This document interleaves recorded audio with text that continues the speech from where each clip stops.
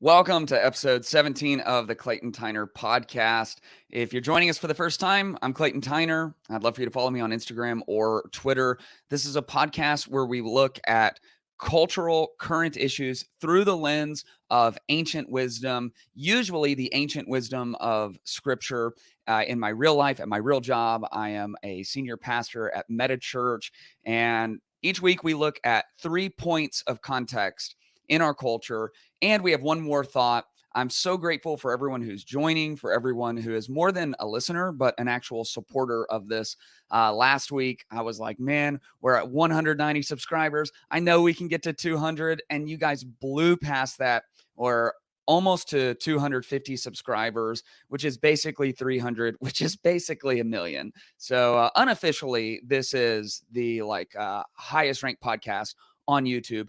Unofficially, we're in the bottom 97%, but unofficially, man, we are killing it. The most influential podcast named the Clayton Tyner podcast, probably. So very excited. The way that we're going to kind of structure our time today is to dive in to look at some things. We're going to look at debt ceiling. What exactly does that mean? Kind of the idiot's guide to the debt ceiling and how we should think about that. We're going to talk about an NBA superstar that can't keep himself out of trouble. We're going to look at some data released by the Surgeon General about the epidemic of loneliness and what that means and how we can begin to address that. And we are going to have one more thought about what forgiveness actually looks like in a culture that loves to see people fail. Let's get into our 3 points.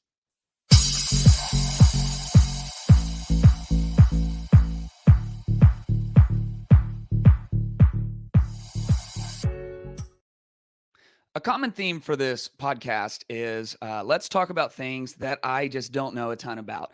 And I like that actually, because I think it puts me in the same seat that you're in. You know, I'm not an economist, but I do care about my own personal finances.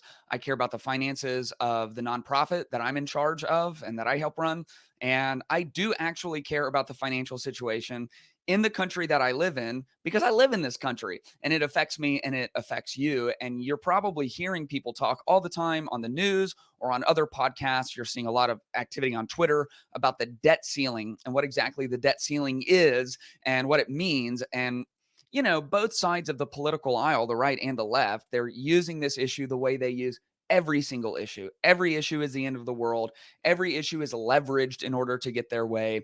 Every issue is used as a chess piece on the board of getting their policy prescriptions pushed through.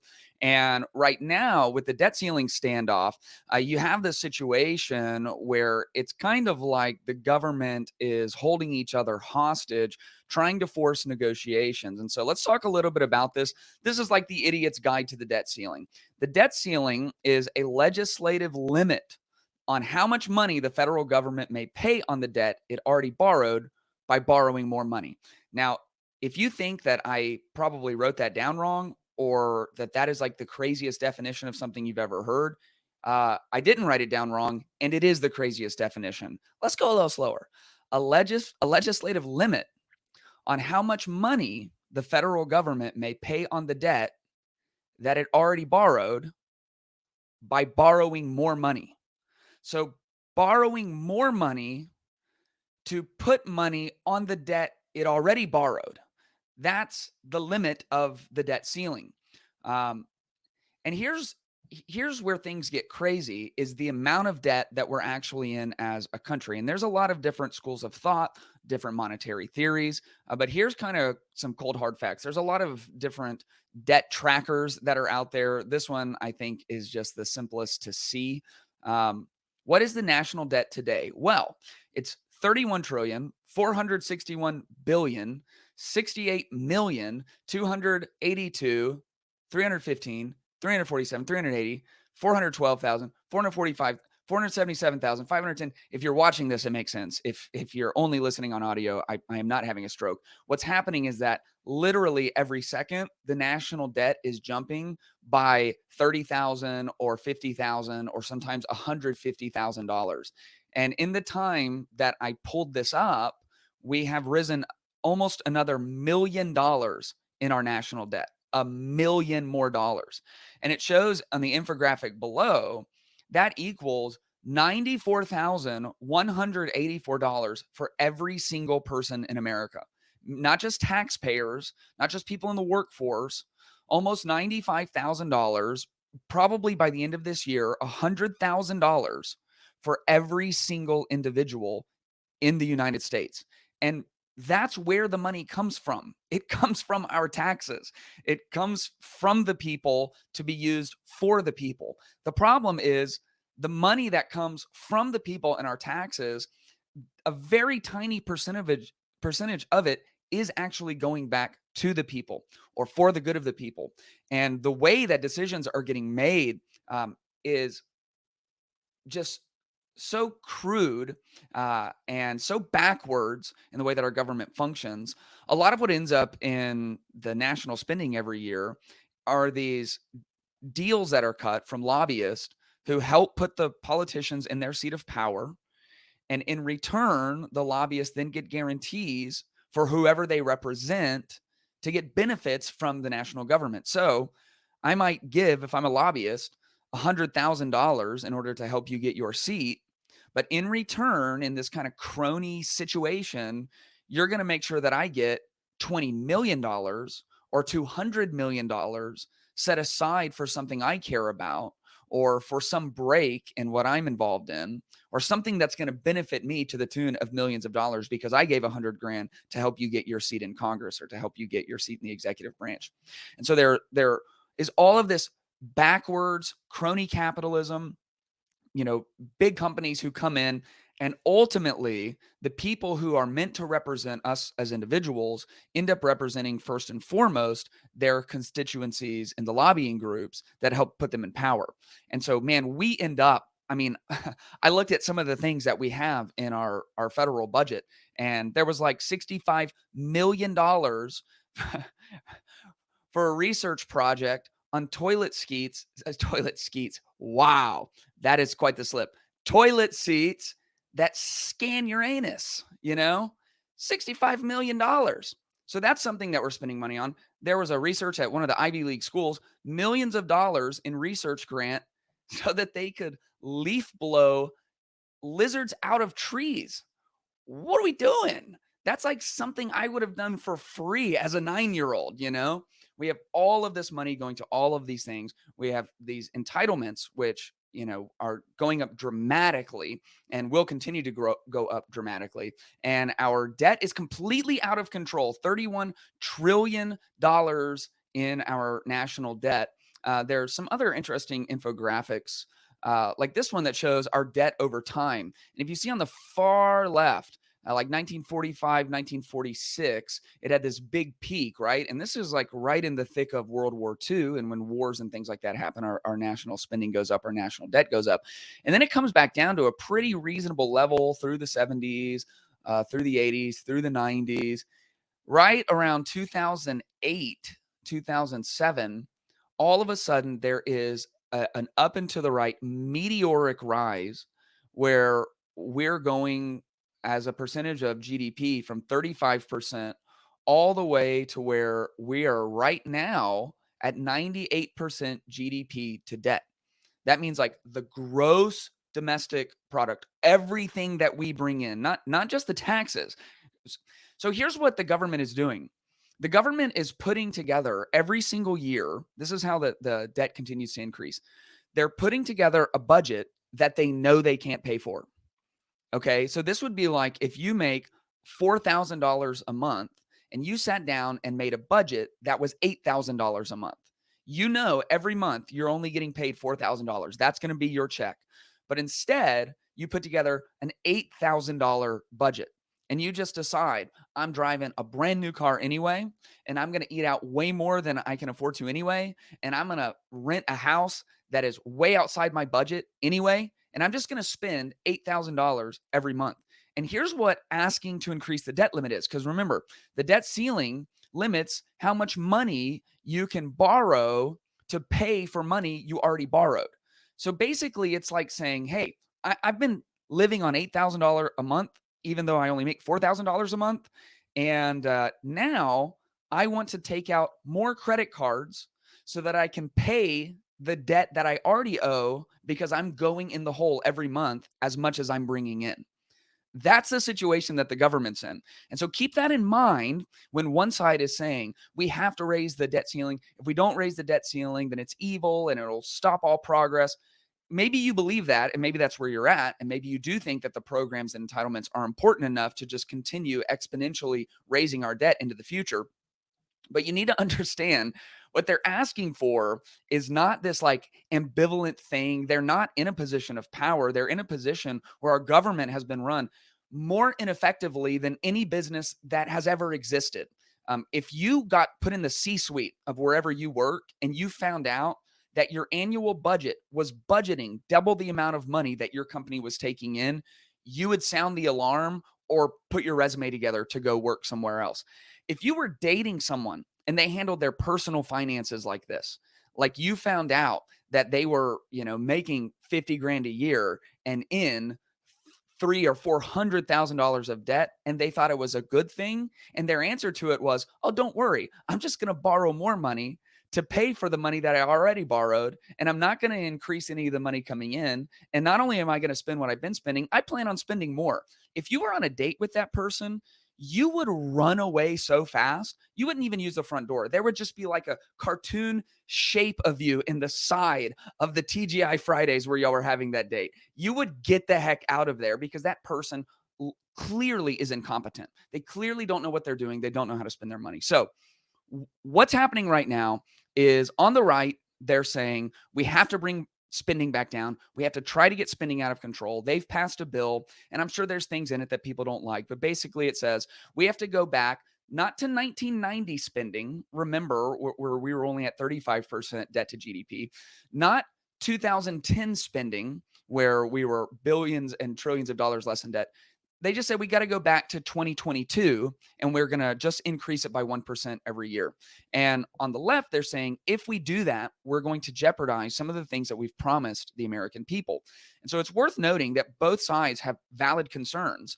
The question is, what do we do about this and how can we find a compromise? And because they have this face-off and are leveraging against each other, what they're risking is defaulting on our debt. And if we were to default on our debt, it could have really serious consequences. And the politicians aren't going to pay those consequences. And ultimately, the big businesses and the lobbyists aren't really going to pay those consequences. It's going to be the everyday average person that's going to pay those consequences. It reminds me of another standoff. It's not actually related. It just reminds me of the writers' strike that's going on in Hollywood right now because streaming has changed things, and now artificial intelligence is changing things, and the writers are being compensated so poorly that they're now on strike, and so the late shows are shutting down. A lot of development on Netflix and Disney shows is going to be delayed because production's been shut down because the writers have walked off. They're on strike. They're demanding more equitable pay, whatever you think about that. Here's what gets lost. It's like, who's really getting hurt there? Because usually the smallest guy gets hurt the worst. And what you don't realize about a writer's strike is that the people who don't have any leverage in the situation and who lose their job instantly and who don't have any say in it are the people like the makeup artists and the craft service caterers and the boom mic operators. Hold the mic so you can hear what's going on in your favorite sitcom when the people are talking. Those people aren't in the WGA Writers Guild. They're not represented by the big industry people. They're not on either side of it, but they're getting screwed all the same. And so, it's like, who gets hurt by all this? Well, us, the average everyday Americans, people who are depending on retirement, people who are depending on their health benefits, people who work for the government and aren't in politics necessarily, like potentially the people in the armed forces. And scripture has a lot to say about this. Psalm 37:21 says, "The wicked borrow and do not repay, but the righteous give generously." The wicked borrow and do not repay. And remember, what they're asking to do with the debt ceiling is not to repay. They're asking to borrow money to pay for borrowed money, not to actually get their house in order and then pay things off and square things up. Proverbs 22 says, "The rich rule over the poor and the borrower is slave to the lender." Well, that begs the question, who are we borrowing from exactly? And something you might be interested to know is that foreign countries hold $7.3 trillion of total US debt. About 50 to 60% of that is held by the actual governments of foreign countries, Japan being the biggest, China being the second biggest. And so remember, The rich rule over the poor, and the borrower is slave to the lender. We have put ourselves in position nationally where we are enslaved because people hold our debt outside of us, some of those people who may not have our best interest in mind. And Jesus said in Luke chapter 14, suppose one of you wants to build a tower, won't you first sit down and estimate the cost to see if you have enough money to complete it? And like everybody knows this, but if you're if you're going to set spending, you got to put a budget together. This is just like life 101. And if you're going to be in charge of the entire country, you got to put a budget together based on the amount of money that you have access to. And the way that we're using the treasury and the way that we're borrowing and selling our bonds, it is almost like becoming this giant scheme. And the government isn't supposed to run like a Ponzi scheme. It's not supposed to run like Bernie Madoff. It's supposed to run effectively, and it's supposed to run in a non-corrupt fashion. And I know that's like that ship has sailed, and that's kind of idealistically, but that is your idiot's guide to the debt ceiling, because certainly that's about as deep as I'm capable of going. People probably have some great points about all the things I'm wrong about on this and how I'm seeing it backwards. But the bottom line is our debt is growing. It's growing every single second. And someday the bill does come due. That's just how it works. The rich rule over the poor, and the borrower is slave to the lender. I want to talk about a young guy, Ja Morant, in the NBA, who continues to get himself in trouble. Now, Ja is my middle son, Paxton's favorite basketball player by far. We started watching Ja when he was in high school, watching his highlights. He has bounce like no one else in the league. He is a creative scorer, and he is so much fun. He is truly an artist on the field on the court. But Ja has been getting himself in increasing amounts of trouble. Earlier this season, he had several controversial things that happened in a row. It all kind of culminated with him going on Instagram Live, brandishing a handgun, waving it around. And this is interesting for several reasons. One, because we do have a Second Amendment in the United States, and you're allowed to have a gun, and you are allowed to actually show your gun on Instagram. However, he also works for a private company, the National Basketball Association, and they have something to say about how you represent them and what you look like, and how you show yourself and put whatever front you have out onto social media. And he is a role model for millions and millions of kids, including my own kid. Now, I will say this as a side note for parents out there: get your kids off social media. Paxton is about to be 14. We don't do social media until 16, and usually we just start with one, and we're on it and they're on it, and we see everything they see and everything they DM, and we have trackers on it, and we use Bark, which is a great software. But you need to be aware, because there are people influencing your kids in ways that you probably don't want them influenced. And so Ja is young, and he has a lot of money now, and he made some really, really poor decisions, and he got suspended for a little while, and he went and did, kind of like a counseling thing, and then he came back and had a pretty good playoff run, but they ended up getting beat in the playoffs. And so now they're out, and he's in the off season, and Ja is in trouble, which, people get in rhythms in life. They get in patterns, and trouble comes again. It's not just that he's in trouble, though. It's what he is in trouble for. If we look at outkick.com, we can see a little bit of here, just kind of typical, guys having fun, listening to music, riding in a very fancy car. And now they're doing kind of, throwing up some fake gun symbols. And all of a sudden, it happens really quickly. You may have missed it. But Ja once again brandishes a real gun. Here's a still of the picture. He takes a gun out, finger clearly off the trigger. Thank God. Points it up, kind of at his temple. Like this is apparently, some level of cool. Like this is a cool thing to do, I guess. And this is the kind of move you would see in rap videos, things like that. And this has kind of been the narrative around Ja Morant, is that he did not come up, as some hardcore gangster. He wasn't rich by any means, but this is kind of a somewhat famous photo that keeps showing up online, and it's just Ja taking a very beautiful family photo with his dad, who looks like Usher, which is kind of hilarious, and his sister, who is older now, who's absolutely a baller, and his mom. And people point at this, and this gets posted 1 bazillion times every single time Ja does something like this, every time he goes out of his way to try to, put on like he is some kind of gangster, every time this starts floating around, circulating around. People play the last scene from 8 Mile, where they're in the rap battle, and the way that Eminem ends up winning, or B Rabbit, or whatever he is in there, is he just lets everyone know everything about him, and then he clowns the guy that he's battling, who actually, now that I think about it, I think is Falcon from Falcon and the Winter Soldier. I think that's the same actor. Anyway, regardless, he lets everyone know the guy's basically not really a thug. He went to Cranbrook. That's a private school, and he lives with his mom and his dad, and his life is good, and he's not from the same zip code as everyone else. So he doesn't have that gangster. And a lot of the stuff that Ja does on Instagram is say stuff like, test my gangster, see what I'm about, see if I really live that life.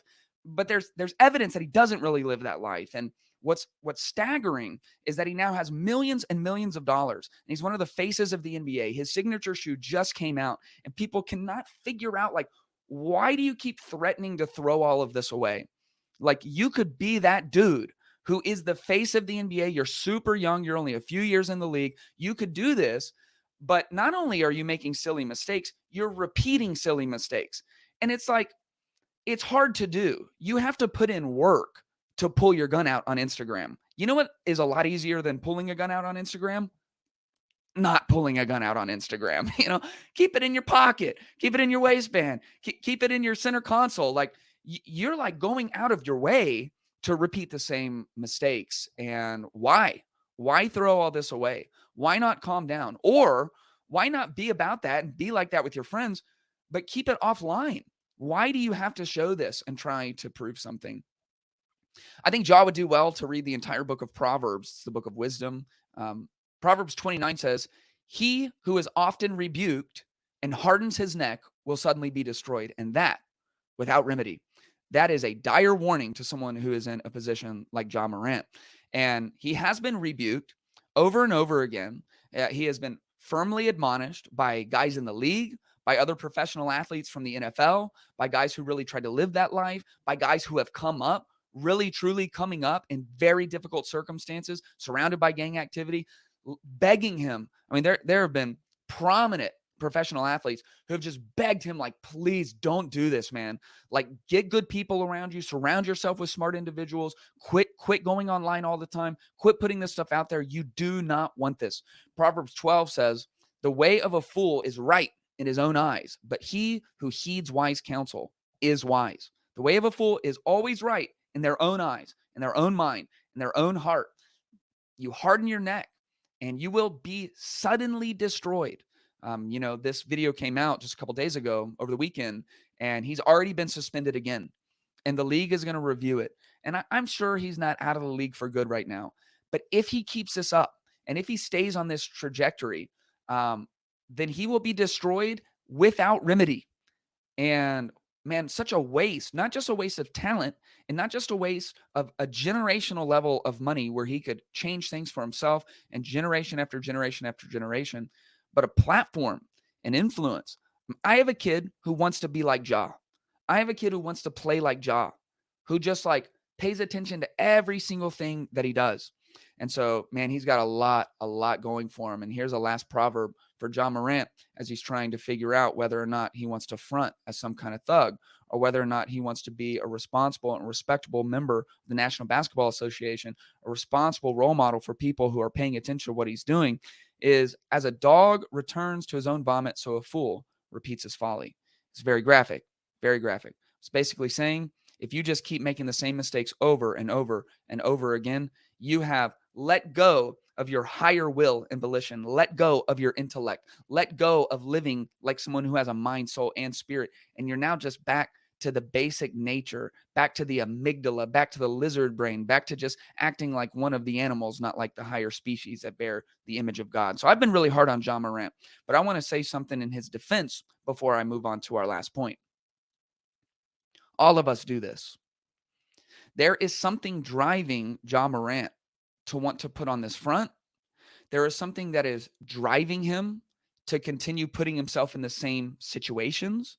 And, I try to be a little bit careful because he came back and said he's dealing with mental health stuff. And it's like, right. I mean, most people in our country are dealing with some level of mental health stuff, at minimum, so some low level anxiety. And I'm not Ja. I don't know. I don't know what he's been through. I don't know what trauma he has in his past. What I do know is celebrities get in trouble these days, and mental health is kind of a get out of jail free card. Um, I think there's a spiritual health problem here, and we're all living out of the pain of our stories.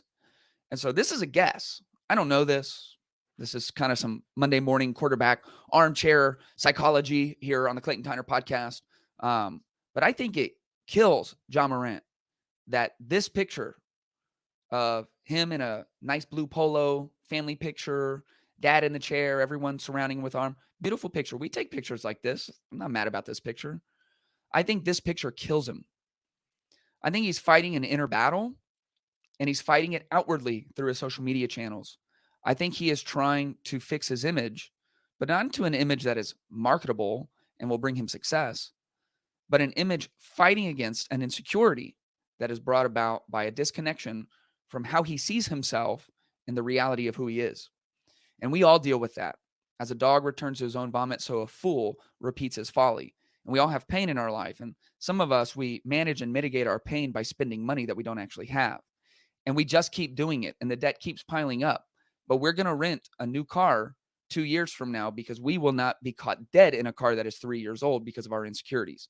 And some of us, because of the pain in our past, we just keep jumping from relationship to relationship, and we ruin every relationship along the way because we get bored with it, and we end up cheating on them, and we run to somebody else because we're dealing with some inner pain. And so we all have this, man. We all have this. We have control issues and performance issues and relational issues and money issues and weight issues and health issues. We have all these things.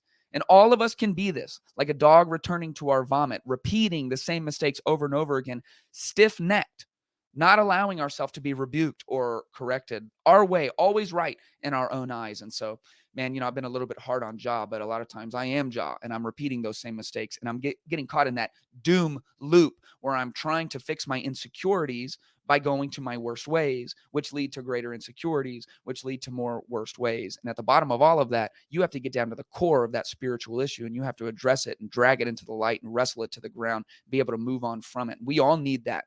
And I'm not Ja Morant, and so I'm not wrestling my demons and dealing with my pain in front of millions and billions of people. He is. And man, I wish the best for him, and I pray the best for him, because I don't want to see people fail. I want to see people succeed. And it doesn't bring me pleasure to see people fail. It brings me pain, and it should bring that for you as well.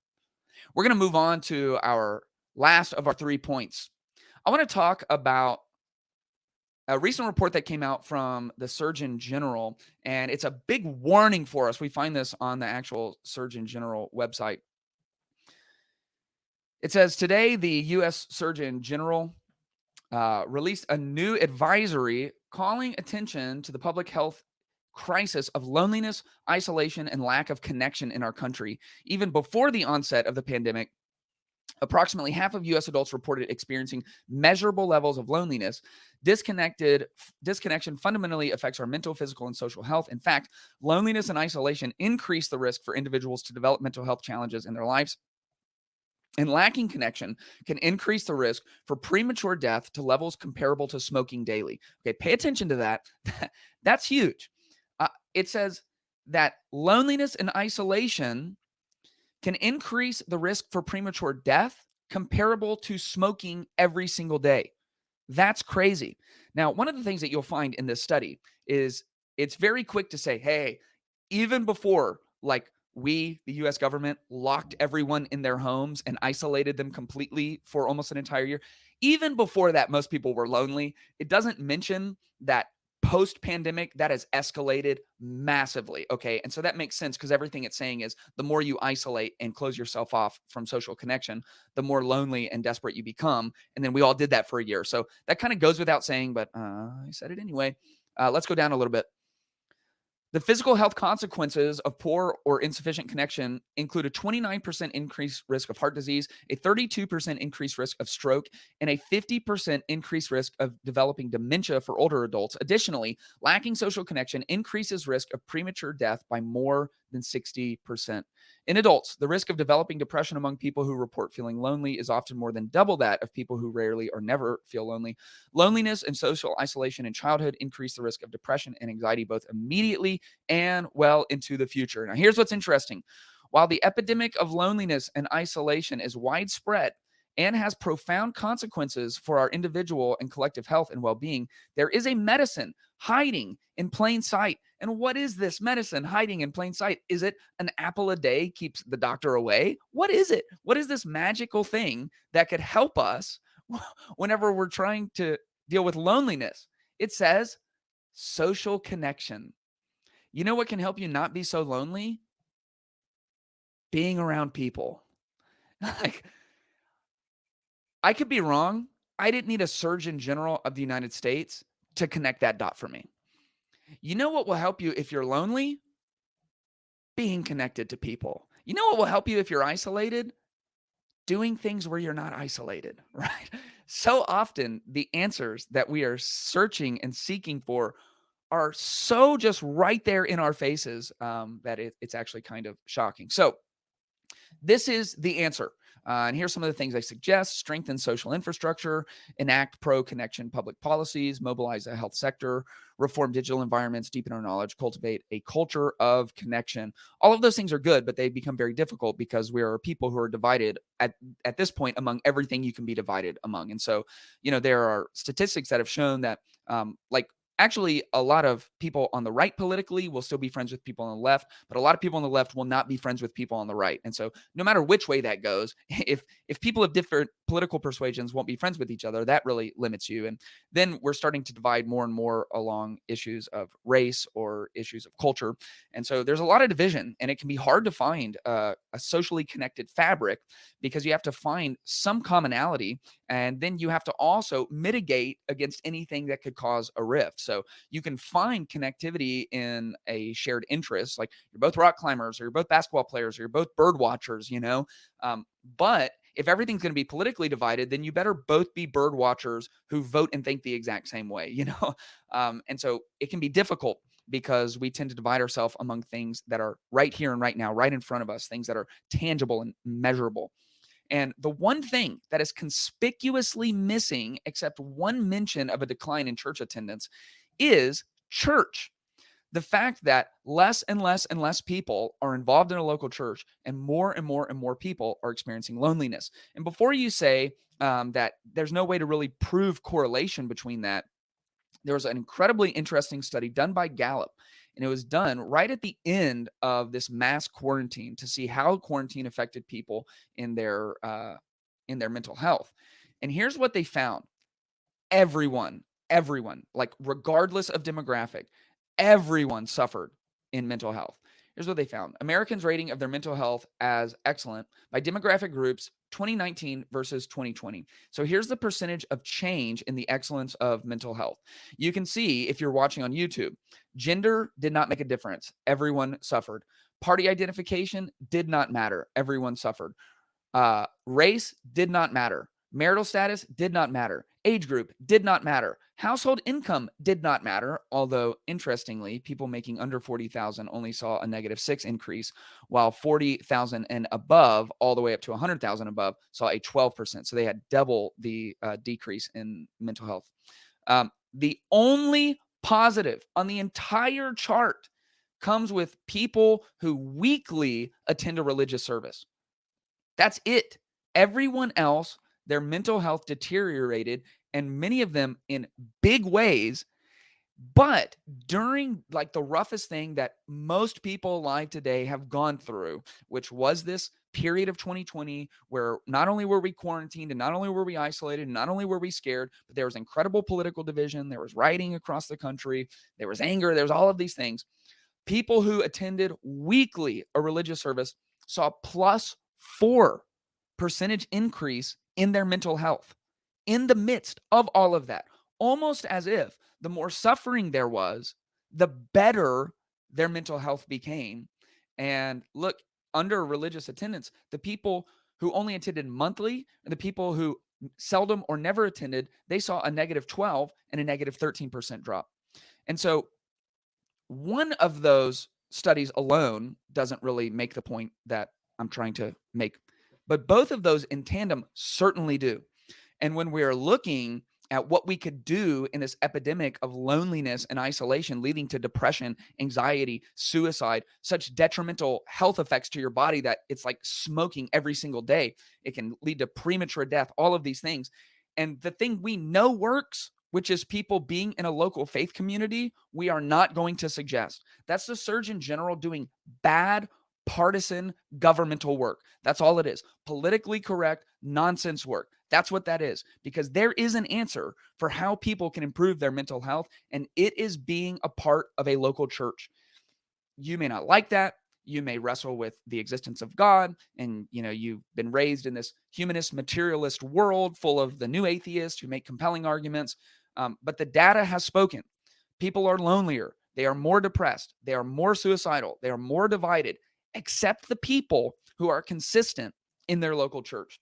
Hebrews 10:25 says, "And let us not neglect our meeting together as some people do, but encourage one another, especially now that the day of his return is drawing near." And the letter to the Hebrews was written to people who were being persecuted. And so you talk about how in the quarantine, in the 2020 very controversial election, in the 2020 protests and riots, in the division, in all of it, a +4 on the percentage of mental health excellence. And in Hebrews, they're being persecuted. They're being kicked out of their jobs. They're being excommunicated from their families. They're being thrown in jail for their belief. They're risking their lives. Christians are dying for claiming the name of Jesus. And what is the encouragement? Do not neglect meeting together. Continue to encourage one another. You need this. You need to be together. Here's what Jesus said in John 14. He said, "Peace I leave with you. My peace I give to you." This is to his followers. "Not as the world gives, do I give to you. Do not let your heart be troubled, nor let it be fearful." Here's an encouragement to the church in Philippi. Paul wrote, "Be anxious for nothing, but in everything by prayer and supplication, with thanksgiving, let your requests be made known to God. And the peace of God, which surpasses all comprehension, will guard your hearts and minds in Christ Jesus." Man, I would say that this chart showing that everyone's mental health got worse. Not like a couple people, everyone's mental health got worse. Every gender, every political party, every race, married or unmarried, every age group, every income group, everyone except people who every single week got together to remind themselves that there is something transcendent in this world, that there is something that's holding all of this together, that there is purpose, even in the most painful seasons of our life. Man, that to me is a peace that surpasses comprehension. This graphic that shows weekly attenders of a church had a +4 increase in mental health. That is beyond comprehension. That's hard to understand. That's hard to wrap our minds around. That is the promise of Scripture and the promise of having something transcendent. And my encouragement to those of you who are agnostic, maybe even consider yourself an atheist, or you've given up on religion, you just had it with that. This alone in the data is worth you finding a local church that actually embodies the value of Jesus, like unconditional love and radical acceptance. And there are churches like that in most areas. Man, if you don't have a church and you're scared to go to one, go to youtube.com/MetaChurch. That's where I'm the pastor. Even if you don't live in San Antonio, doesn't matter where you live, like take a step. Start getting a perspective that goes beyond this world and all of the trouble that's in this world and all the division and all of the anger. It's just so clear. And the fact that they could lock everyone in their homes, which, look, I'm not like some crazy, I get it, man. We didn't know we didn't know what the coronavirus was. We wanted to love our neighbors well. I was fine, chilling, watching way too much Netflix with my family for a little while, letting this thing die off. I do think that we ended up being quarantined far too long, and that we're now seeing the public health consequences of that. But look, they isolated everyone. They took away all the social connection pieces, everything else. But the people who still gathered for a while, even at MetaChurch, we were gathering in our homes. We were intentional about it. We were streaming out of service, gathering in our homes, staying in connection, staying on the phone with people who were involved, who were volunteers, who knew us and were known. We were connected. We found ways to serve. Those people were able to survive and thrive through it. There's something to that. And this is where the practical meets the spiritual. And the more we develop our ability to study things at a deep level, to study neurology and how our mind works at a deep level, to study psychology at a deep level, to study sociology at a deep level, and why this loneliness and isolation and depression is causing all of these health problems and all these social problems, the more we see the efficacy of Jesus and what he taught. Do not neglect meeting together. The peace of God, which goes beyond what we can understand, can guard your hearts and guard your minds in Christ, in the midst of persecution, in the midst of all kinds of troubles. Those are our 3 points. Now let's get to one more thought.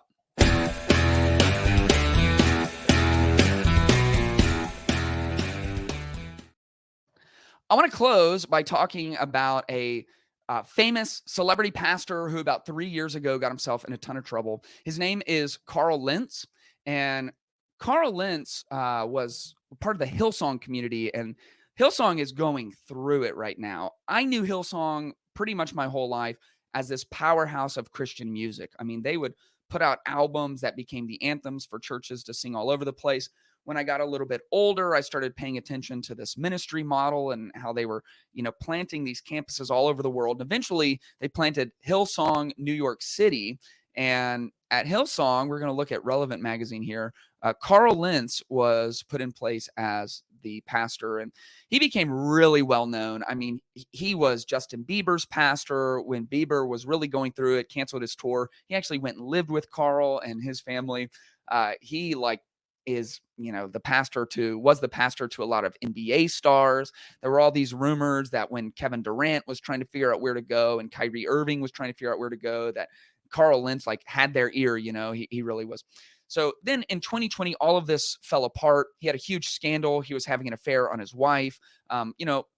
If you care about this, you probably know about it. I don't necessarily feel the need to backtrack across all the different things that were going on. And then he basically went off the radar and very recently has reemerged. And he's reemerged in a couple of ways. Number one, he has been put on staff of Transformation Church, which is a massive church that's really exploded over the last couple of years in, I believe, in Tulsa, Oklahoma, or Oklahoma City, one of those.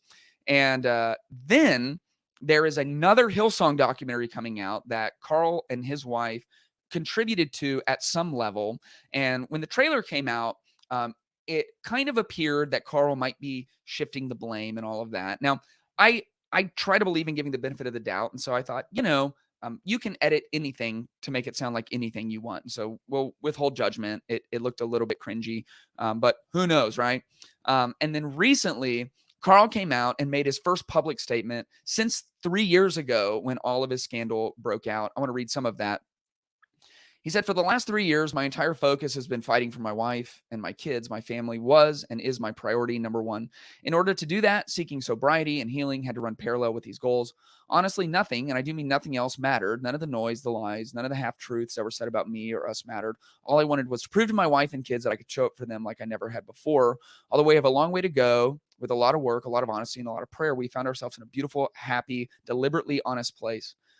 He goes on to say, part of the healing from that heartache led us to the decision to be a part of a documentary that we do not control, that we don't have any say in, and that we haven't even seen yet. We'll see it when the world does. We were not interested in blame shifting or responsibility deflection. We focus on my mistakes in the context of what transpired. I can honestly tell you, when you get to a place of honesty and freedom in your life, when you've gone through hell and you realize God is still with you, it's so freeing. It's the freedom I wish for all of the many people that I know that are called by God and wrestle with secrets and feelings of not being worthy. And even though I have an amazing church with a lot of support, I'm no longer in ministry. I'm not preaching, not overseeing people. My role is to help people, is to help give perspective and insight where I can. I can also say what gives me great joy and hope is knowing that what I've been through, what I've made it past, can help so many others. Okay, he goes on. There's more to that. You can read that at Relevant Magazine, or you can follow Carl Lentz on Instagram. That's a long statement, and it's now out in the world, which means it's open for interpretation. And here's what I've watched happen is he was hired to Transformation Church, and a lot of what I call heresy hunters online, people who are Christians, they claim to be Christians, and it feels like their job is to find anything that offends them or that doesn't line up to exactly what they want to happen. And then they have an entire industry now of YouTube channels and YouTube videos that say controversy, Carl Lentz hired to Transformation Church. And then the YouTube video or the article will be about how they're bringing on this scandal-ridden heretic who blew up his church in New York and hurt thousands of people, and now they're bringing him back, and he's a sheep in wolf's clothing. And then this statement comes out, and people say, well, he's just trying to get ahead of the documentary, and he saw the trailer, he doesn't want to be the bad guy, and it's all manipulation. There he is, still manipulating people. So here's what I want to say. I don't know. I mean, I don't know Carl Lentz. Odds are I never will know Carl Lentz.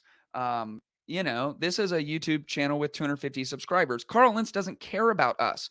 On the unbelievably microscopic chance he does see this, I'd love to have him on and talk to him. Let him have a free-form conversation and see where he's at. Because here's what I believe. I believe we live in a culture that embraces, I heard a term not long ago about another controversial church leader who had fallen. And they said that the church has become addicted to failure porn. Failure porn. And it is like we can't stop watching and paying attention and reading articles about other people's failures. Man, this guy really blew up his church and hurt thousands of people. Man, can you believe all of the crazy things that this church leader was involved in? Oh man, can you believe how prideful he was?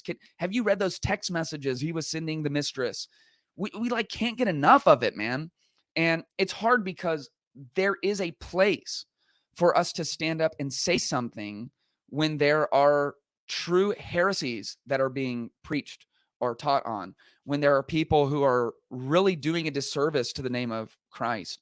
And there is a biblical prescription for this, actually, in Matthew 18, I believe, where you first go to that person. Now, I have no ability to go to Carl Lentz. I could DM him, and it would be lost in a sea of thousands of DMs. But then you go with a small group of people. And then when none of that works, when they are a stiff-necked person who will not hear rebuke, then you go public with it. But instead, what we do is we jump to go public as quickly as possible, praying for their downfall, praying for their demise, so we can make 3 more videos and monetize off of their failure. And I'm just going to say, I think that's wrong. I will have theological debates. I think that's healthy for the church. There are things like Calvinism that I think are really just a terrible look at theology and God's nature. And I will talk about it. I have talked about it on the podcast before. I'll talk about it a lot. I'll have these intramural conversations. But when someone comes out and says, look, God is restoring me and my family. We've done an incredible amount of work. I'm at a place of liberty where I'm able to be honest, and I'm going to continue to be honest. I'm excited that God can use my failures to help other people who are struggling with similar things. Here's our response as Christians. Thank God. That should be our response. Carl Lentz comes out and says, look, man, I've done a lot of wrong. Here's my statement. I went into hiding. I've been getting sober. I've been doing the hard work. I've been loving and prioritizing my family. He's even saying, man, I'm not going back into ministry right now. I'm not going to be preaching and overseeing people. I don't think I'm back at that place, but I believe that God can use this in my life. Our response should be, thank God. And maybe we get to look a fool because it is all smoke and mirrors and it is all manipulation. And he still has 5 side chicks on the side. Like, you don't know that and I don't know that. And we can't know that.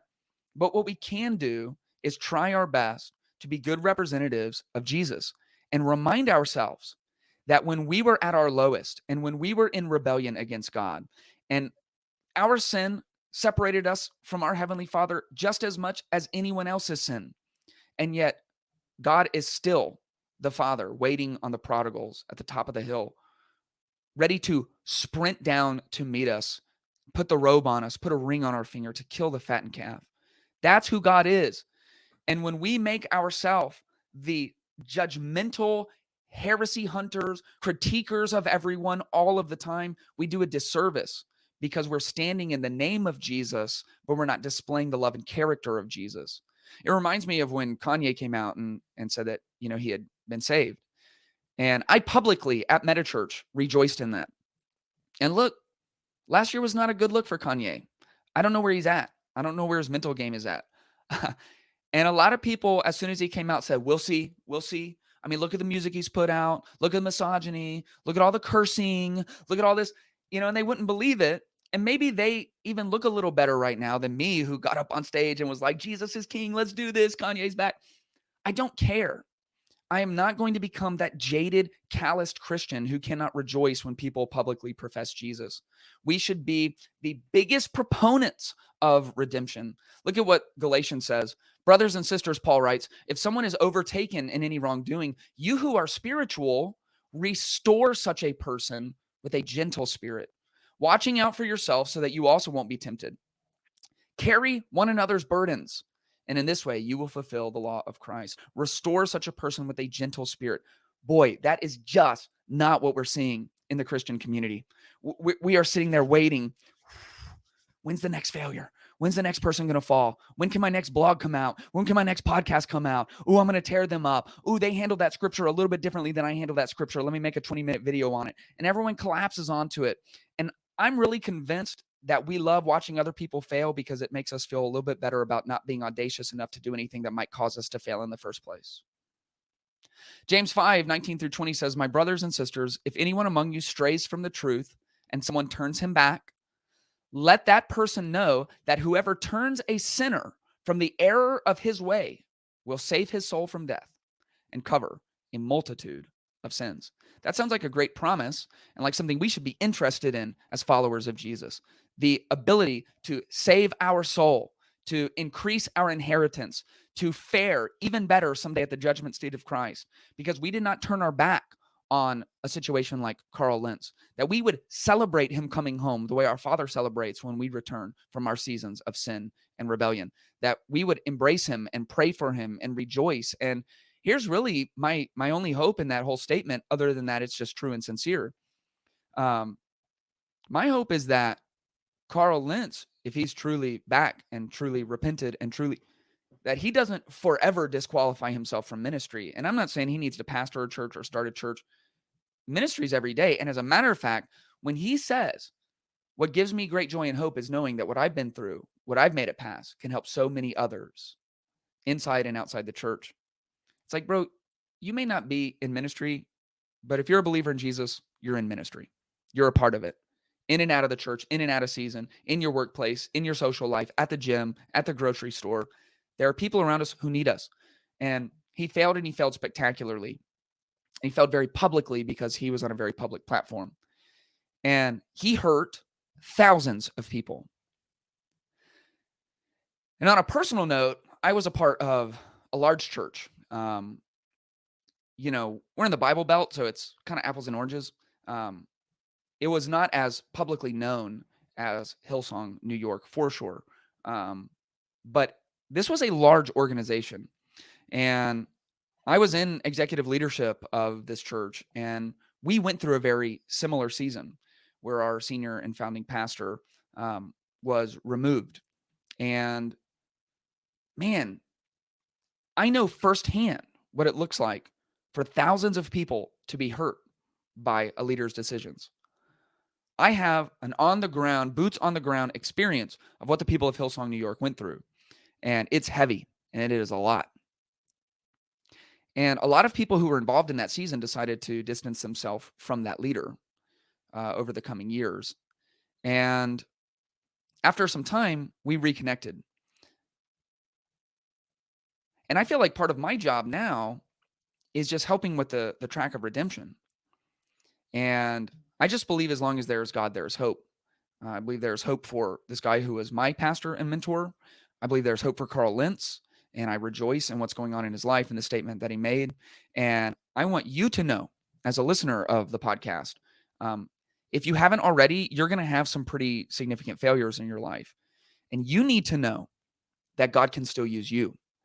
And God is in the business of redemption. That's who Jesus is. That's why he came to earth. As long as there's God, there is hope. And as soon as we are ready to leave the pigsty and come home to our Father, he will run to meet us. And that is a promise in Scripture. And if you are in a season where, of course, we're always sinful, but where you're on good tracks and someone around you that you have influence and equity with falls, remember what Galatians says and remember what James says, that it is our role to gently restore those people, to turn sinners back from the error of their way, and you will save your soul and cover a multitude of sins. This has been episode 17 of the Clayton Tyner podcast. Look, I want to thank you guys so much for being a part of this. Please share this, and more than anything, subscribe to the channel. Subscribers are really what help feed the algorithm, which gets this content in front of more people. Also, I'm putting out clips every single week, clipping down into shorter portions that are easier to share. I'm also trying to put out some shorts, at least every day or every other day. Try to get as much content out there as possible. I hope that it's helpful. I really do love you guys. Thank you for watching the Clayton Tyner podcast.